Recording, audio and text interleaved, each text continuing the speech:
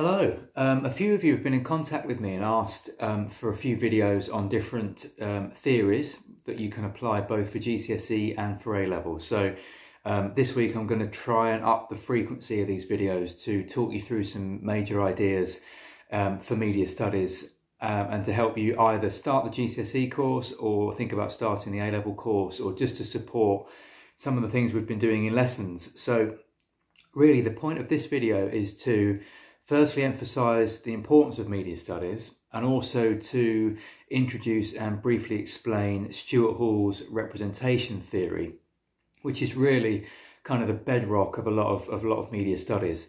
So firstly, I just wanted to say that we are living in a world at the moment where all major groups of people, individual people, places, nationalities, events are governed or are represented by the media. And that sounds kind of obvious, but really, if you think about everything that's happened recently, the knowledge you have of the events or of the groups of people comes solely from the media. And if you were to think about how you might idolise or look up to certain celebrities, let's take Justin Bieber, for example. I don't know why he came into my head, but he just did. So chances are that not many of us have met the man in person. What you know of Justin Bieber has come through the media, through a process called mediation. So we don't know the real man, really. We don't know what he looks like, how he acts, his temperament, his manner. What we understand about him has come through the mass media. So if you were to meet him in person, he might be shorter, he might be slimmer, he might be obnoxious, he might be very kind. We don't know, because all of our previous assumptions about him have come through the media. This is partly why they say never to meet your heroes, because what you understand of that person has been manufactured, has been made by the media. If you take the recent COVID-19 outbreak, if you were to have absolutely no interaction with the media whatsoever, chances are you wouldn't be panicking about it, because it might not have affected your family, or it might not have affected you. You might just realise that things are a little different. That's very unlikely, because most of us do interact with the mass media. We read newspapers, we watch the news, we listen to the radio, we know what's going on. We talk to our next door neighbours. And so we do understand the severity of the situation. We do understand how dangerous it can be. And that's why we're taking precautions to protect our family members and our friends, thanks to the mass media. So Stuart Hall's idea really was that the mass media, or those who are in charge of the media, the hegemony, or the hegemony as some people pronounce it, they are in charge of governing and manufacturing how you see the world. You can take the examples here of general elections, of Brexit. However you felt or feel about these big events, these big national events, your understanding of all the nuances and all the fine details of what's going on has come through the media.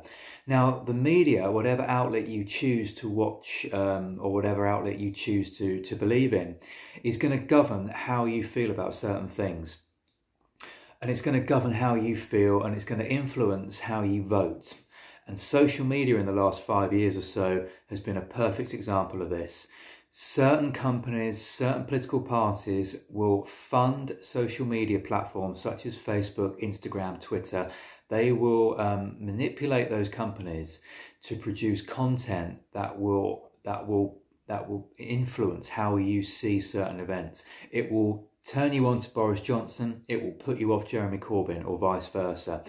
And it will make you a Brexiteer, or it will make you a Remainer. It has a huge amount of sway and a huge amount of influence.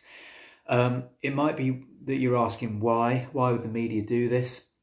Well, they have certain agendas, and something called agenda setting is what we look at in media studies, where a media company will have a particular agenda to support a particular party.